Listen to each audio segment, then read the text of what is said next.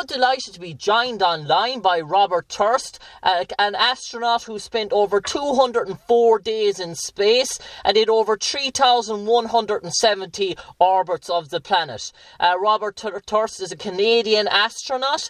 He first flew in 1996 for 17 days on board the Space Shuttle Columbus, part of the Life in Microgravity Space Lab mission, and then in 2009 he spent over 188 days on the International Space Station to perform robotic operations and station maintenance.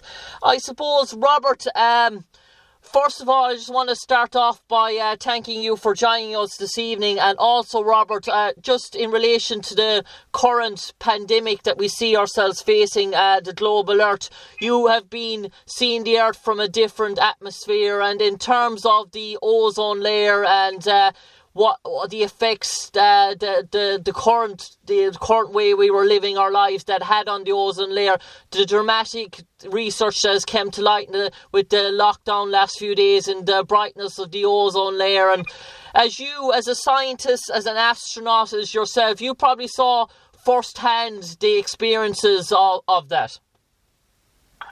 Absolutely. Well, first of all, Jim, thank you for inviting me to be part of your radio program. It's a thrill to collaborate with Irish space fans whenever I have an opportunity. You're right. There's two aspects of flying in space. The first aspect is professional, of course. There's work for us to do in space, robotics work, spacewalking work, research work, assembly work. But the other aspect is personal. And I spent a lot of time, not enough time, but a lot of time at the windows, just gazing out the window at the beautiful blue planet down below and thinking about Earth, about humanity, about the future. And I guess the biggest impression that I had was that we're all one, we're all connected. All humanity is one, we're all connected to each other, and not just to each other, but also to the environment as well. You know, for the first week that I was in space, I sort of felt Canadian. I'm a Canadian citizen. Yeah. But after a couple of weeks, that sort of disappears into the background of your head, and you just feel like you're part of humanity. You're part of one civilization. And, so the coronavirus pandemic doesn't surprise me, because it's so clear to see from space how a natural phenomenon such as a forest fire in Siberia, how the smoke plume can rise up into the atmosphere and then be transported across the Pacific Ocean and then impact the quality of the air that we breathe in North America. Yeah. Or how a small tropical depression in the South Atlantic can develop over days to become a Category 4 hurricane and then impact the lives of people that live along the Gulf Coast in Texas and Louisiana. It's so easy to see that we're all one. I'm frankly worried today about some of this geopolitical rhetoric that I hear. Yeah. Some of our leaders speaking. I think that isolationism and protectionism is the wrong way to be going. If we're going to combat some of these serious issues that are out there, like coronavirus and climate change, then we have to do it as a world civilization. One country alone will not make a difference. Yep. And I suppose, Robert, what struck me about your story, starting off in 1983, being selected by the National Research Council of Canada to join the Canadian Astronaut program. 1983 and your first, it's such an elitist program to become an astronaut. It's so many aspects of your character are tested in terms of the physicality, the terms of the mental strain, the terms of your bodily functions, how healthy you are as a person. And even after that, then there's no real guarantee that you'll ever leave the planet. It's even if you become an astronaut, it's probably 5% maybe out of 100% chance that certain astronauts will be selected, and you served as backup astronauts in relation to other astronauts and waiting for a chance. But when the opportunity did finally arise in 1996, roughly 13 years later, do you ever feel that, I know you're pursuing that dream and you felt you held some real high authority positions like the chief astronaut of the Canadian Space Agency in 1993 and 94, but I suppose the dream always was to go to space. Did you feel that you were getting closer and closer as the years went by, or were you just thankful to be in the position that you were in, and even if that space dream was ever going to become a reality? Well, you're absolutely right. Everything that you said there is correct. I had a dream when I was 8 years old. I was inspired by the early American Apollo astronauts. What they were doing in space, what they were doing on the moon was outstanding, and I wanted to become like them. I wanted to fly in space. They inspired me, and that was part of the reason why I became an astronaut. I had this dream, and I persevered very hard moving towards that dream career, getting all the education, all the relevant education that I thought would nicely align me for that. And the day that in 1983 that I was selected to become an astronaut was an incredible day for me. It was a highlight. It was magical. It was surreal. I had just fulfilled one of the dreams that I had when I was young. Yeah. But you're right. To become an astronaut, there's a lot of criteria that you have to pass. Medical criteria, of course. You mentioned, Jim, that sometimes after selection, an astronaut will not have the opportunity to fly. Yeah. And that's often because of a medical problem that arises. Spaceflight is still dangerous, still risky. There's still medical criteria that need to be applied to people that fly in space. And as you get older, sometimes these nuisance medical problems arise that can disqualify you from flight. But you're right. In 1995, I was informed that I was going to fly on a 1996 mission. Again, another highlight day for me in my life. It's something that I've been working for so long. And then when I actually launched and flew in space, it was a magical moment. I've read a lot of books. I saw a lot of movies about space flight, but it's not the same as actually being there. The first view out the window that I saw was of the Atlantic Ocean. I was probably over Ireland at the time when I looked out. But it was a magical moment. It sent a chill down my spine. It's a moment that I'll never forget. Yeah, and another thing that really struck me, Robert, was the whole notion, and this is probably a new concept to me. I probably was aware of it, but you were an aquanaut as well, if I do stand corrected, and you went on a Nemo 7 mission aboard the Aquarius underwater laboratory and lived and worked underwater for 11 days. And is that an aquanaut in terms of that? Is that another sort of elitist sort of a training? I imagine, how deep are you underwater? Are you living in a complex where there's oxygen supplied in, or is it like a scuba diving experience, that sort of concept? It was something that probably you're all aware of astronauts, but the whole concept of an aquanaut. There's a number of trainers and simulators that we use on Earth to prepare us for spaceflight. I have to say that there's no simulator on Earth that exactly replicates all aspects of spaceflight, particularly the weightlessness.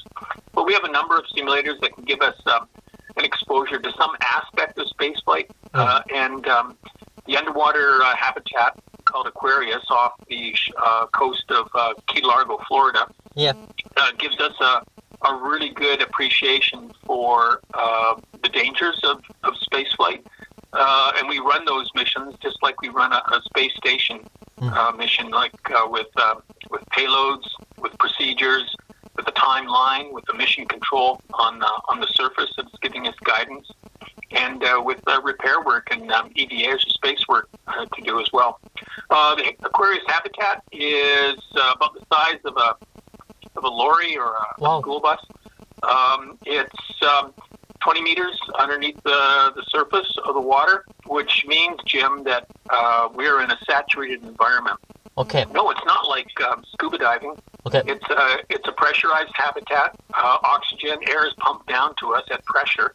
Okay. And we're living in a pressure world. So, as you know, at the end of the mission, I think I was down there for 11 days. Yeah. We have to be very careful when we decompress to go back up to the surface, because if we're not careful, we can suffer the bends, also known as decompression sickness. So it's a realistic, no kidding dangerous environment where we have to follow certain rules in order to take care of ourselves, take care of the mission objectives.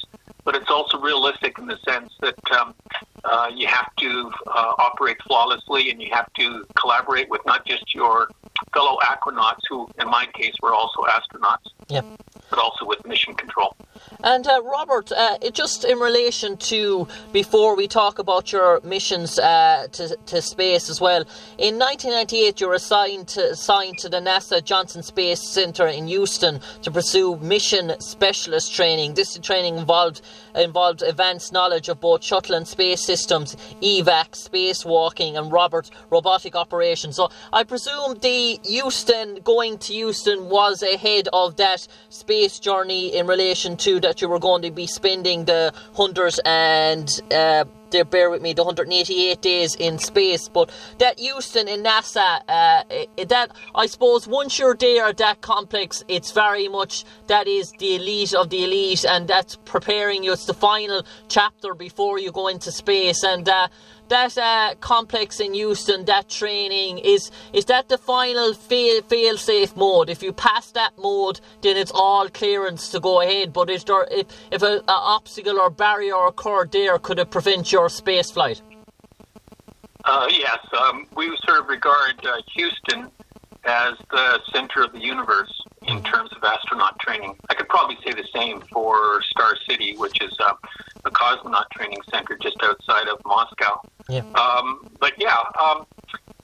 There's various categories of astronauts who fly in space. On my first flight, I flew as an astronaut known as a payload specialist.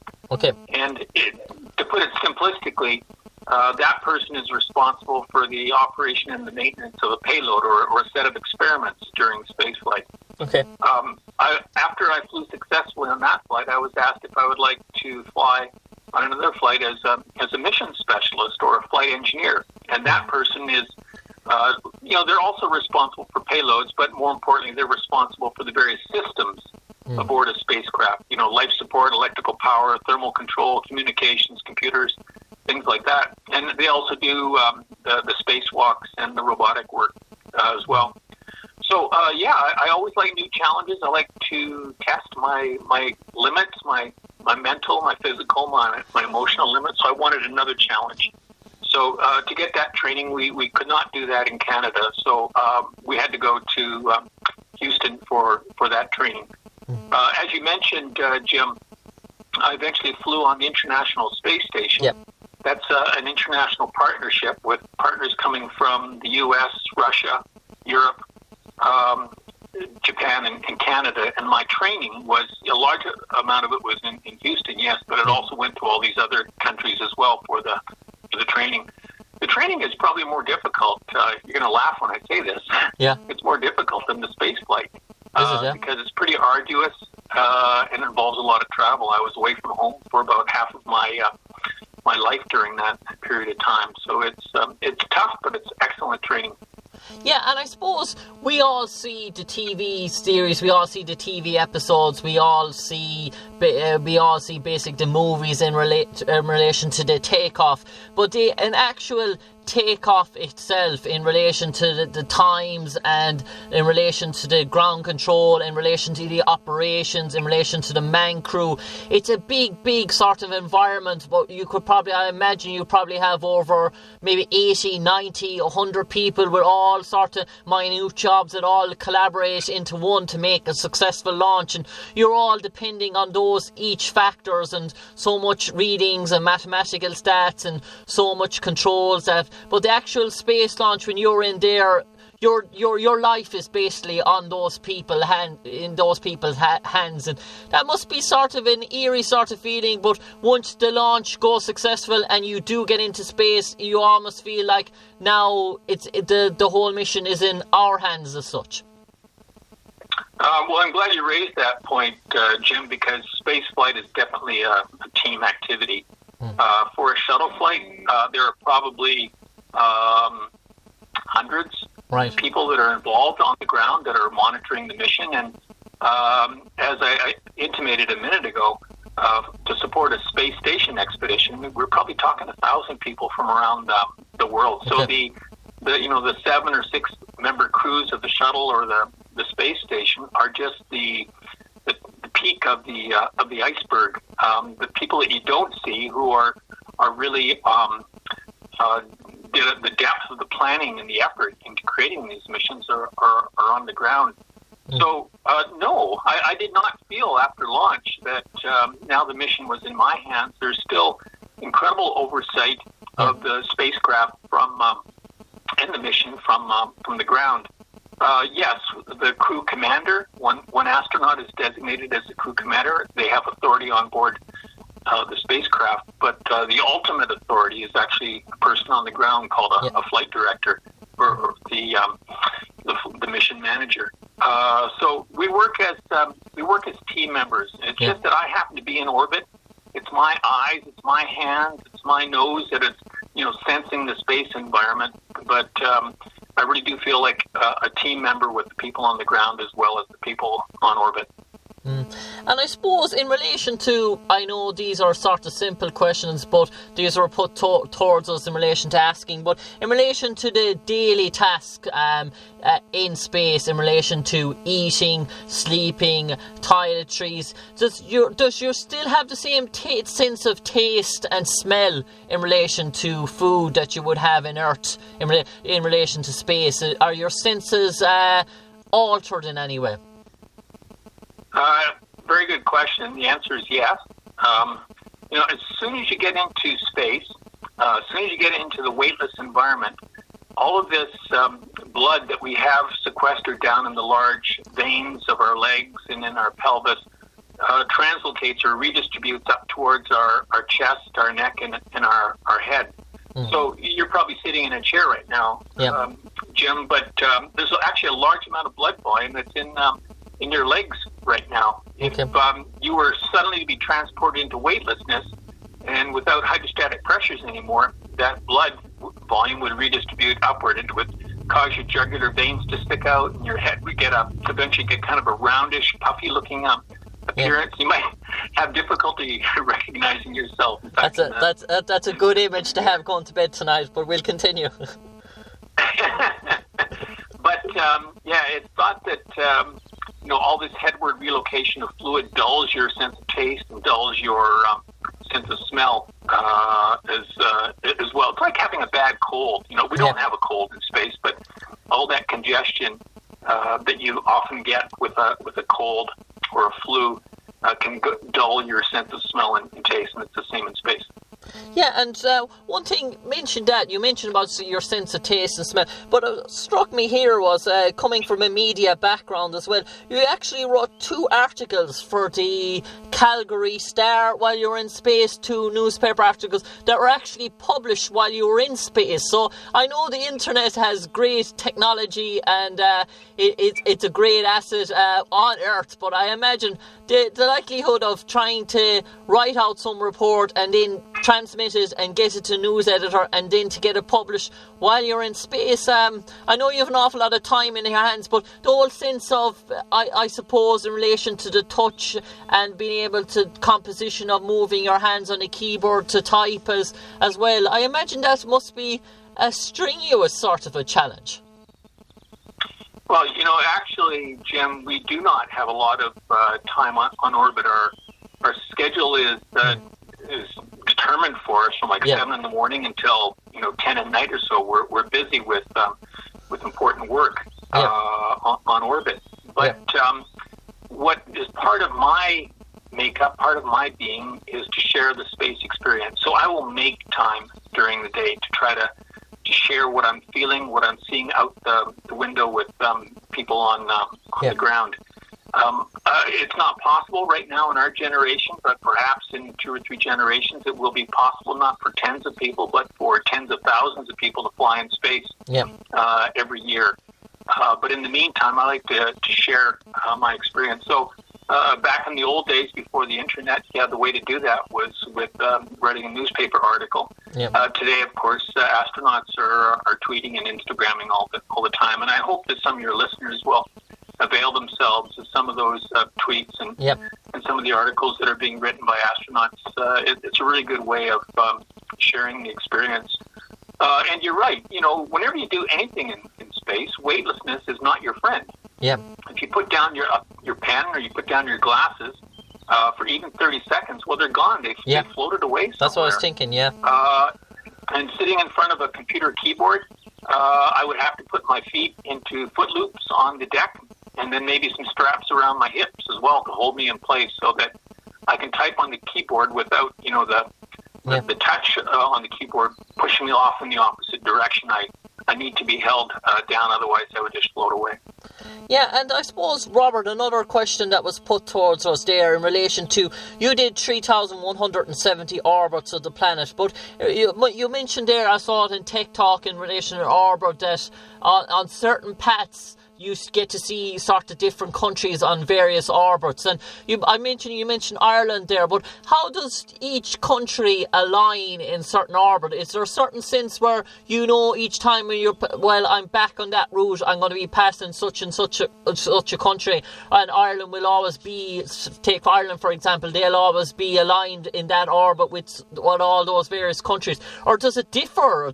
Some days Ireland could be in orbit, when you're doing the orbit, Ireland could be with various countries, and then the next time in the orbit it can be sort of aligned or adrift with other countries? Or how does that, speaking in relation to is there a certain space trend where certain planets align with each other when you're doing that orbit?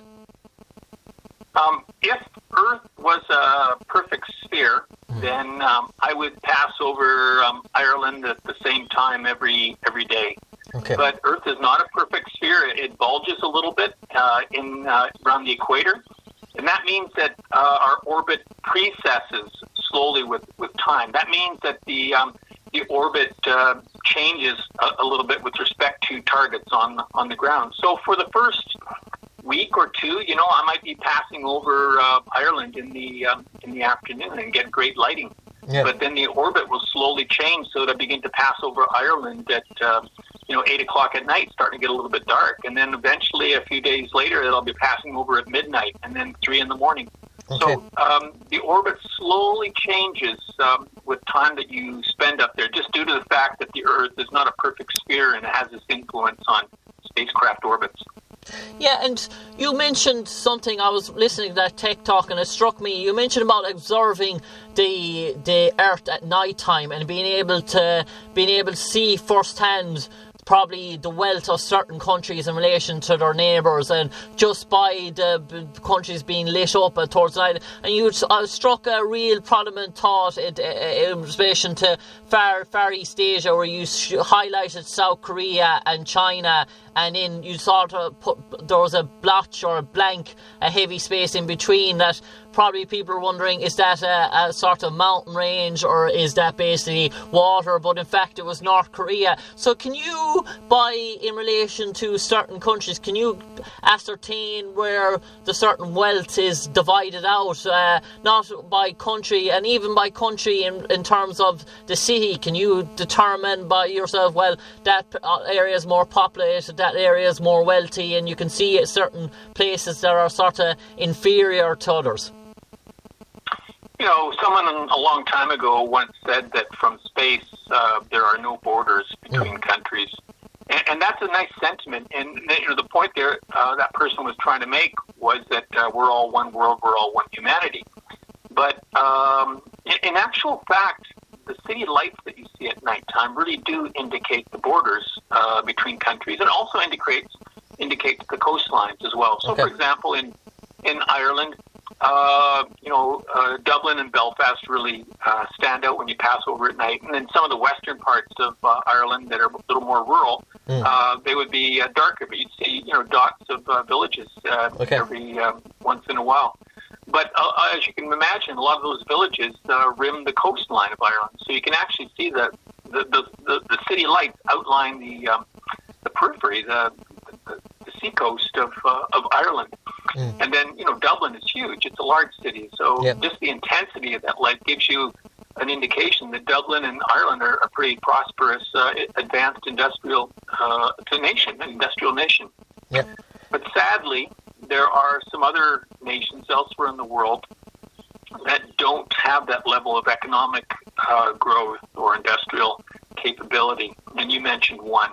It's North Korea. Yeah. North Korea is a country with 25 million citizens. And when you pass over at nighttime, you see all of the bright lights of the surrounding countries, Japan, South Korea, cities like Tokyo, cities like Seoul, Korea. And then North Korea, it's just a black blotch of desolation. And it makes you feel real sorry for those 25 million people that live there, because you think of those families, you think of those children that live there. They don't have power, they don't have electricity, they don't have heating at night. How are those children learning to read if they don't have light at nighttime? So we all know that North Korea is run by a dictator who's unwilling to give up power.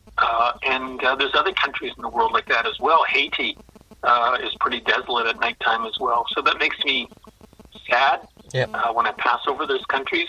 For the most part, looking out the window, it's a positive, upbeat, optimistic view of the world and nature and humanity, but there's also some sad stories that are clearly evident from space.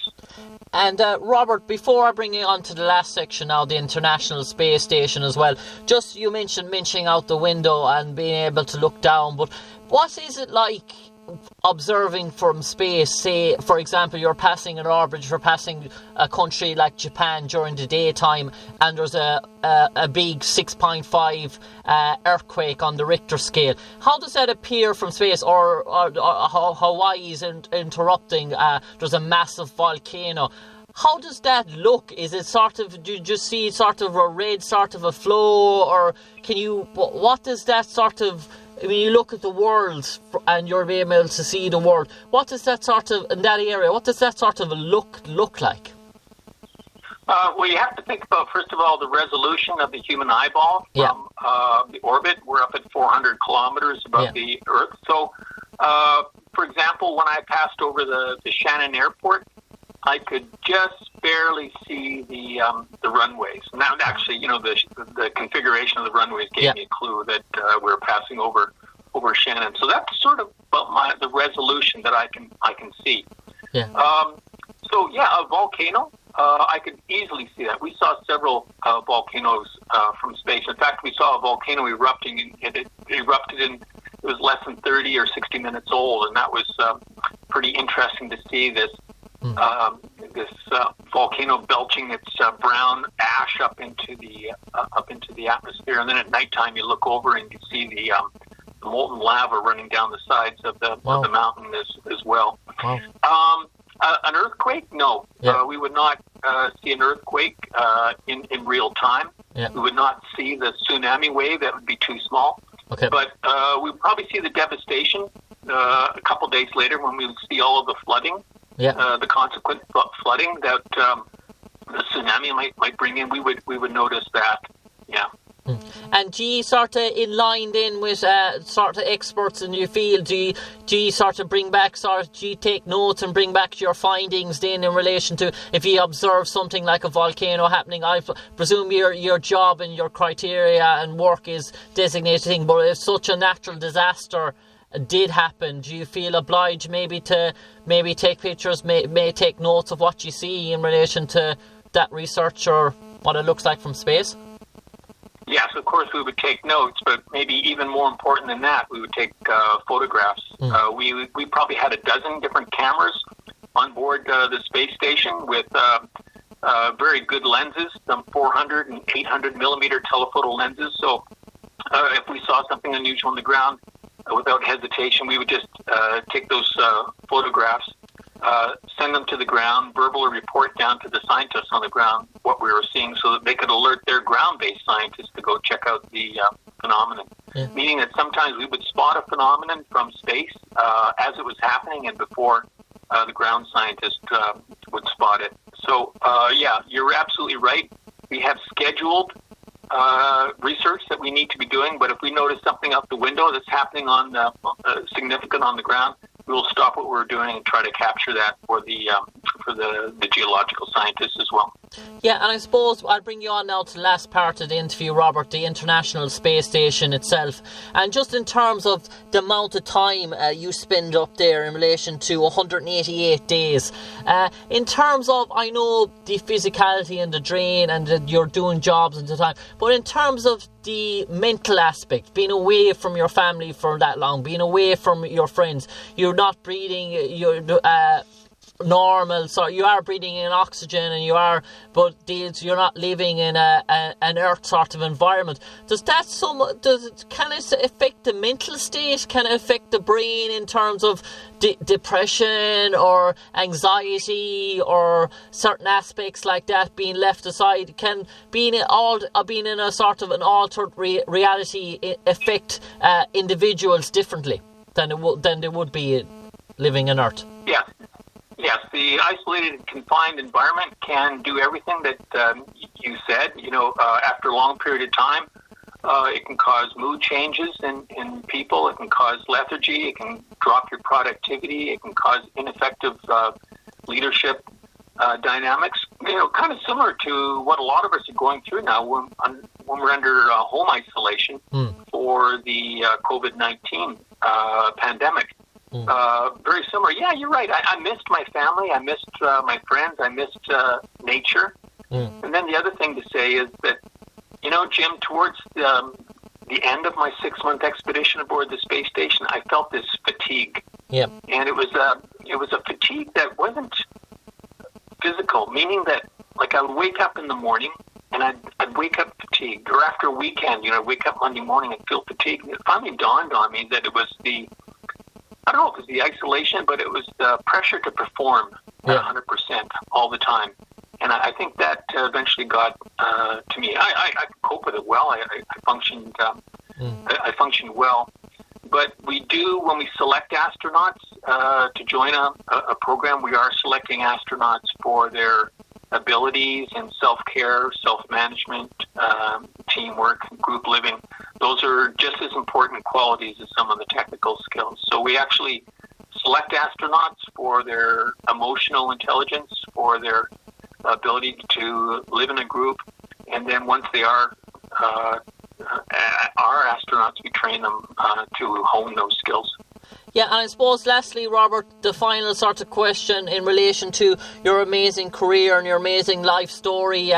If you had to do it all over again, would you drop the hat and get the luggage and travel straight away and say, sign me up, I'm ready to go again? Is it? I presume it's something, a life experience you treasure, but in terms of the whole experience being an astronaut, being a dream come true, in terms of, I suppose there were an awful lot of hard days as well on the journey to make that reality come true. It wasn't all sort of rosy, sort of gun-ho, sort of feeling that everything was progressing. So in terms of young boys and young teenage boys and girls in Ireland that want to become astronauts, I suppose coming from Ireland where we don't really have a space program, the dream is probably much, much harder. It's more to get that opportunity. But is it a career that you would definitely advise to anyone that's looking to go on that route?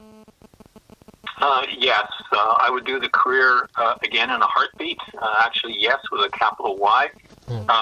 I am, for a person with my interests and my abilities in science, technology, engineering, math, medicine, I cannot think of a career that is more challenging and more satisfying. The challenging part is important. For any young person who's listening right now, if you have a sense of curiosity, a sense of discovery, if you like to explore, then a career in space is something that you might want to consider. In my career, I had the opportunity to fly in space twice. Both flights were in Earth orbit. Yeah. The next generation, the young people that are listening today, have the opportunity to return to the moon, to go to an asteroid, to go to Mars. The Mars astronauts are alive today, and they're currently in school, maybe in university. And so what the next generation of astronauts will do will be even more exciting than what I had the opportunity to do. It'll also be riskier. There'll be more challenges.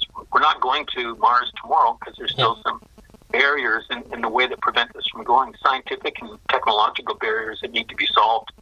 But it will be exciting. And if you can't participate as an astronaut, there are, as I mentioned, hundreds of other roles to play in the space program that are equally satisfying.